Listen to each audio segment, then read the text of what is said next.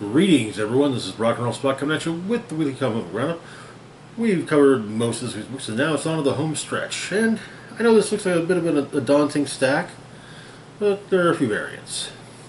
So we'll start things off with Batman number 130. This is one of the three variants I picked up for the book, celebrating the upcoming Batman Spawn one-shot. Which we'll actually not be getting when it comes out. A collector's edition is coming out in April, featuring the older Batman Spawn one-shots from the 90s, as well as the new one. So I'll find a way to cover that when I get it. But we'll take a look at the other variants as well. We got one by Gabriel Dell'Otto, or Gabriel Dell'Otto. And we've got this other one. Not sure who the art was by, but yeah.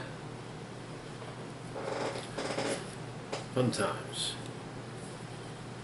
So, where we left off, Batman had fought Failsafe at the Justice League Watchtower and seemingly destroyed the Watchtower. However, Failsafe survived. And Batman was stuck in space with really just an oxygen mask to, keep him alive.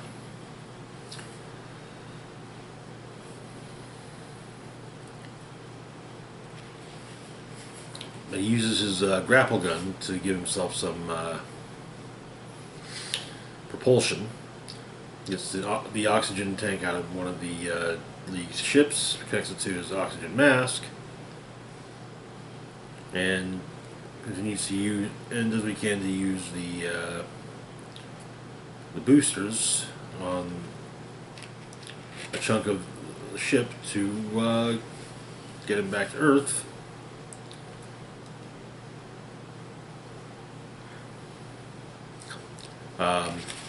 He lands in the Arctic, or in the Antarctic, near the fortress.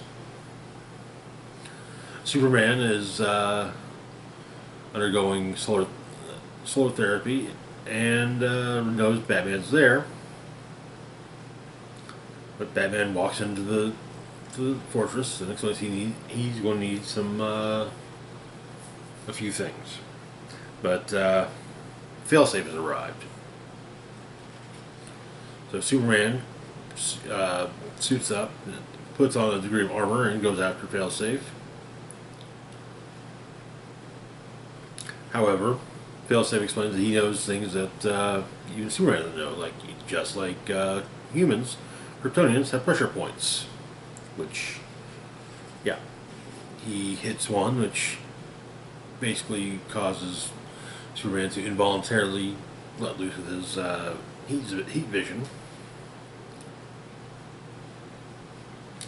But Batman and Robin suit up and go out there with Batman basically saying that Failsafe was designed to defeat Batman, but not Batman and Robin. And so they rush out and to fight Failsafe, with Batman remarking that to himself that it's like old times. Tim and Bruce work exceptionally well together. Even going over, the fact that Dick would sometimes go off book for an extra bit of flair, and Jason hated practicing. Tim,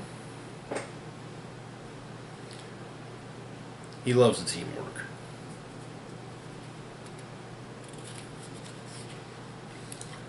But Bruce has managed to did manage to shoot a small hole into Failsafe's armor in the back, and he uploads a viral upload into Failsafe, giving Failsafe the one thing about Batman that Failsafe lacks: compassion. And well, he's resetting and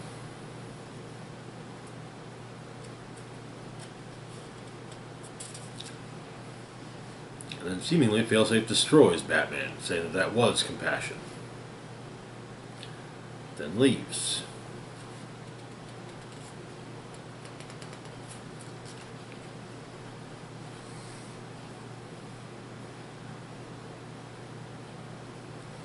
In our backup story, Batman Azrael is in control of Batman, going after the Joker, seemingly meaning to take him down. But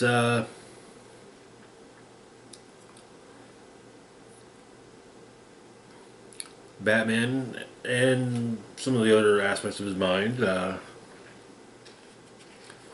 managed to overcome Batman Azrael.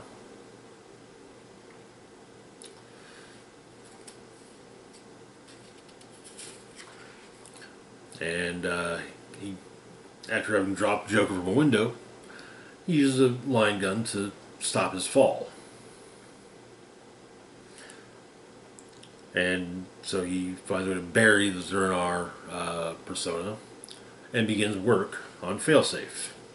And that is where the issue ends.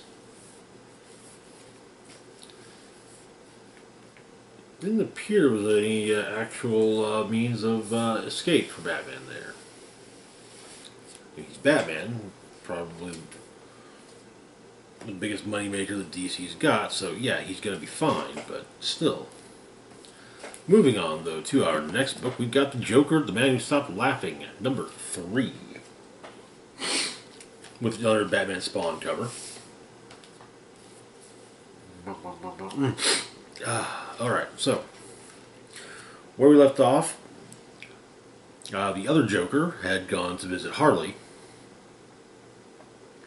At first, Harley was a little taken aback by the visit, but then realized that, well, that's not Joker.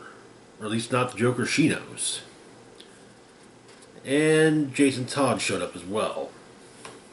So we open at Gotham Harbor with Red Hood beating the holy hell out of Joker.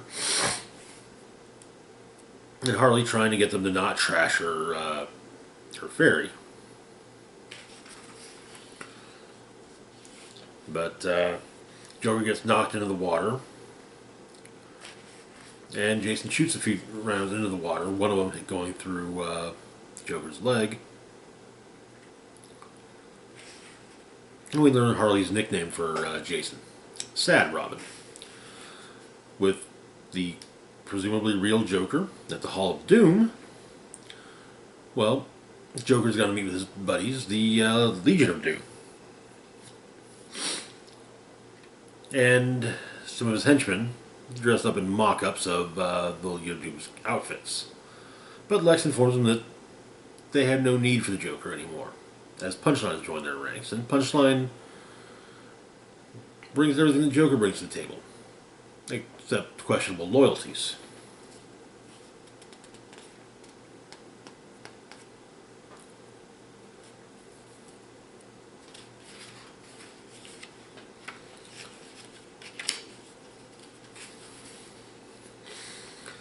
But Joker drags up his snagged by a couple of fishermen, pulled out of water at Gotham Harbor.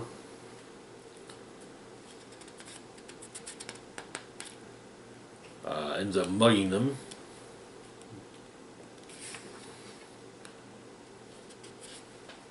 And he goes to Gotham General Hospital, insisting that the doctor treat him. He's fairly certain that Harley poisoned him.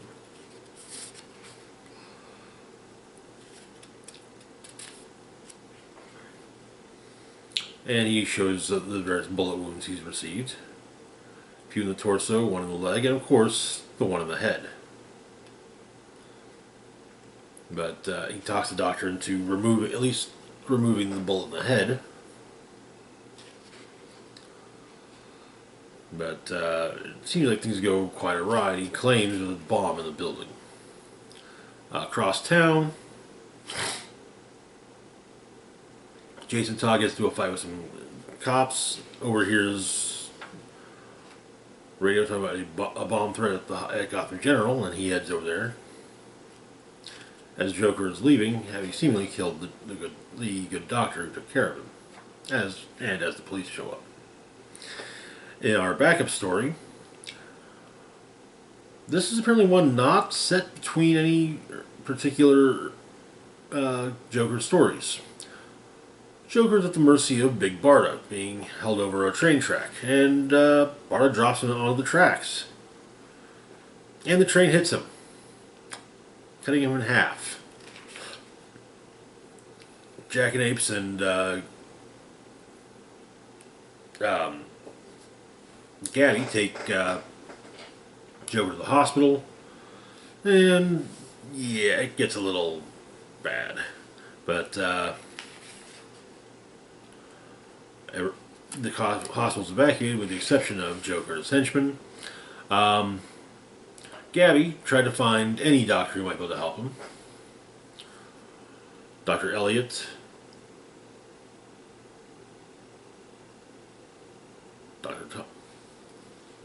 Dr. Thorne, Dr. Freeze, Dr. Strange, Dr. Crane, Dr. Quinzel, Dr. Isley, Dr. Arkham, Dr. Langstrom, Dr. Desmond,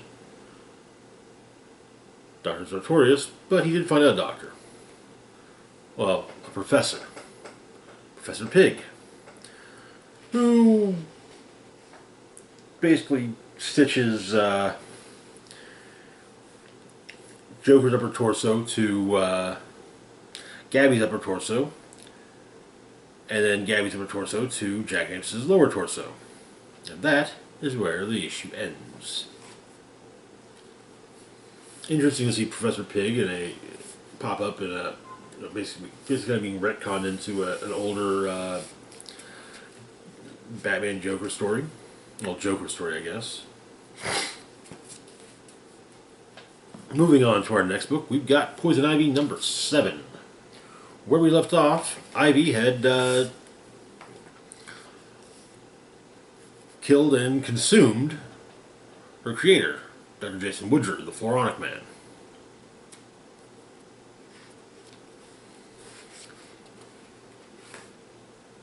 But she's infiltrated a company called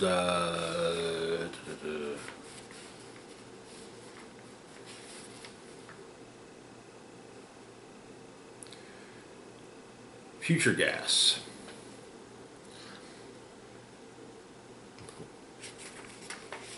She's doing landscaping, and she's doing a bit of land. It's a fracking company, and she's there to, of course, sabotage it. But plans seem a bit odd.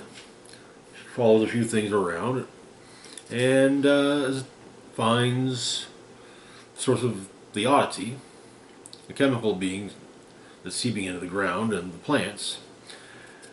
And she's attacked by another plant monster. She manages to stop it, and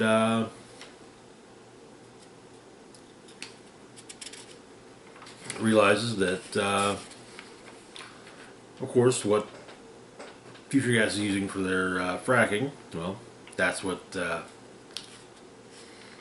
created the plant monsters. She's asked by some of the townsfolk to maybe keep things to herself because, well, they need the jobs, they need the health care, and, well, Ivy understands.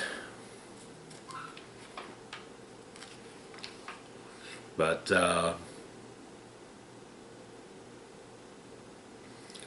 at the headquarters of Future Gas, she goes to bring some flowers to the office of the CEO. Turns out, however, the CEO knows who she is, and is also a former student of Dr. Woodger's.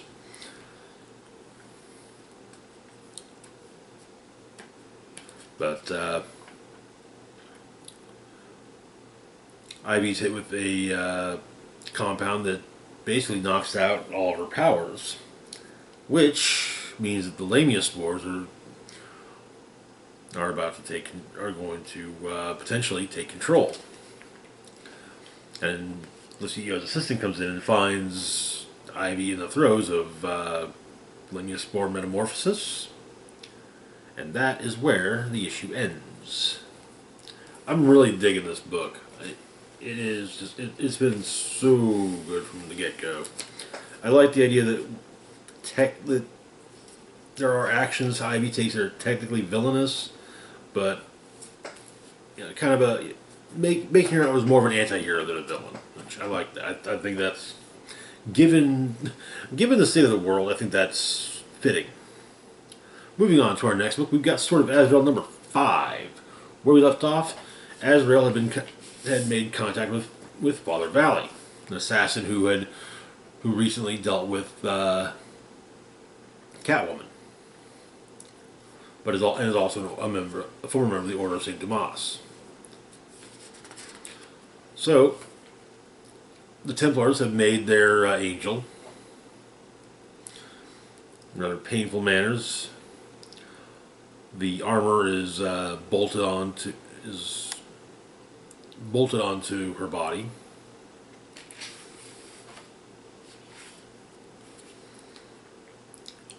Meanwhile,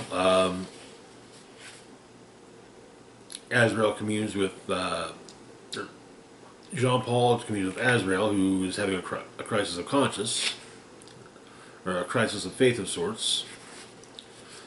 Then enters the church, demanding to know why Father Valley uses Jean-Paul's name.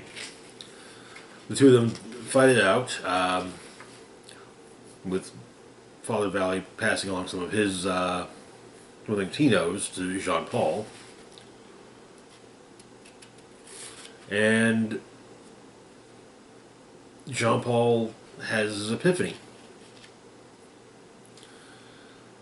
He's always been wanting to say he was just plain innocent. That every bad or wrong or every bit of violence, every hurtful or hateful thought, everything, that was all Azrael, not Jean-Paul. But he finally admits that no, they're just those were him, and Azrael simply amplified it. The Templars, meanwhile, turn out to be in possession of the Angel Maker, presumably with plans to use it. Well, to use it to awaken others throughout the world. But after basically merging in a more, not in a physical sense, but more in a mental sense with Azrael, Jean-Paul defeats Father Valley and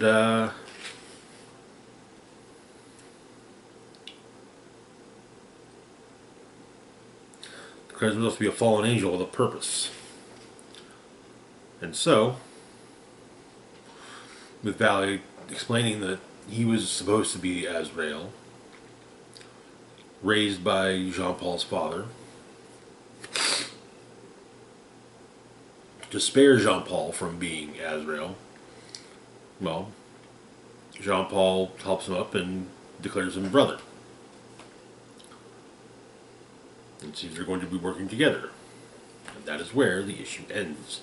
To be fair, especially after last year's Catwoman annual, which made clear that yes, or maybe, I think it was last year's, that yes, Father Valley is at least, related tangentially to Jean-Paul. I've been looking forward to their meeting.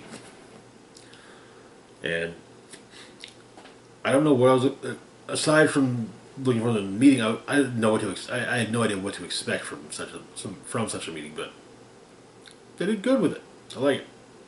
Moving on to our next book, we've got Gotham City Year 1, number 3. Where we left off, Slam Bradley, who's been working for the Wayne family to recover their kidnapped infant daughter, made the money drop as instructed and was given directions. Gotham Cemetery, by the Wayne family graves. So Richard Wayne and Slam head over there, find nothing, and with Richard accusing him of being in on the whole thing, Well, Slam's had enough and takes a swing at Wayne. So we go to a flashback to Bradley's time on the GCPD, interrupting an interrogation. Well, some detectives were interrogating a young African American resident, stating that the bullets that the guys got with the detectives saying the bullets they use, well, they only fire when someone lies. So, putting the gun on the guy's leg, they ask a question and then fire. Guess he was lying. Bradley busts in there and starts beating on the detectives, and that was when he got kicked off the force. Anyway, he's at his old superior's place, who's running security for the Waynes, tells him what happened, and this is, hey, you know how bad I can get, so, it's not something you want to be seeing. Slam goes home, rest for the day, and starts looking for Sue. After Mrs. Wayne comes to see him, hiring him to find the people who killed her daughter, explaining that a mother knows. And so she apparently leaves 10 grand on the table on the desk for Slam, but the kicker is he'd have done it for free. But he's not going to tell her that.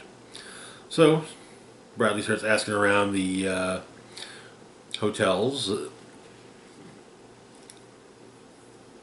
describes the girl and her talents, and starts to get a lead. Her girl's name is, she goes by Queenie. Dances her at one of the jazz clubs, and he asks around further. Gets some information on how to find her, and apparently she's supposedly living with her father. After knocking on the door, Bradley hears a baby crying, heads upstairs, thinking, okay, maybe he was right, and Helena's alive. It's not Helena that's crying though. Heading outside though, he finds a patch in the backyard that's been freshly dug. Bradley digs it up and finds Helena Wayne's remains. And that is where the issue ends. This is definitely becoming more and more interesting. I know I'm forgetting someone. When I mentioned Queenie, I know there's a character related to the Bat mythos, at least tangentially, named Queenie, but damn if I can remember who. Moving on to our last book for the week, we've got Batman and the Joker, The Deadly Duo, number 2. Where we left off, Jim Gordon had apparently been kidnapped while on vacation, and something is happening to some of Gotham's criminals, where they're turning into hybrids resembling the Joker. Animals and the Joker. And because of this, Batman has enlisted the Clown Prince of Crime's help. It should also be noted, though, that, well, Joker kind of needs his help, too. Harley's missing. She's been taken. So, Gordon is being further tortured. The doctor doing the torturing, his wife and child are being held by the mastermind by the whole thing.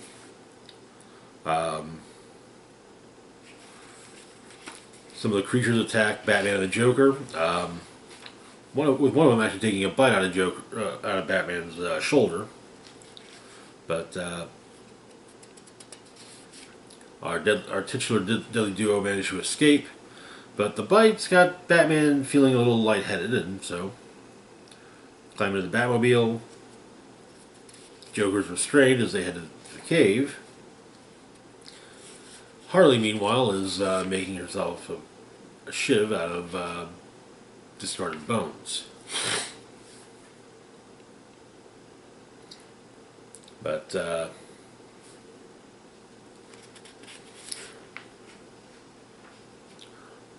The tooth that's pulled out of Batman is studied, apparently growing, and seems to be a triple helix. The DNA within it seems to be some sort of triple helix.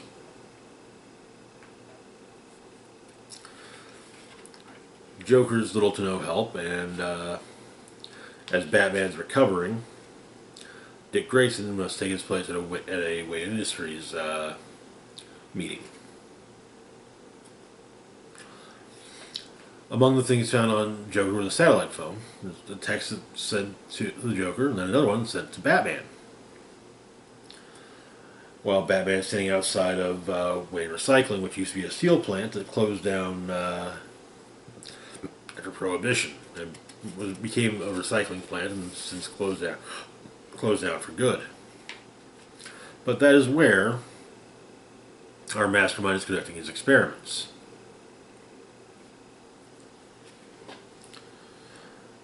Back in the cave, the tooth from the creatures that bit Batman is growing, beginning to form more than just teeth, or more than additional teeth, but starting to form, well, gums and even to a point, a body, presumably at least. And that is where the issue ends. I am enjoying this book. Sylvester's artwork and his writing is quite good. But anyway, that is going to do it for this week. As always, feel free to like, share, and subscribe. Links to my Facebook, Twitter, Patreon, and PayPal can be found in the description box down below. This is Rock and Roll Spock signing off, saying, live long and rock hard.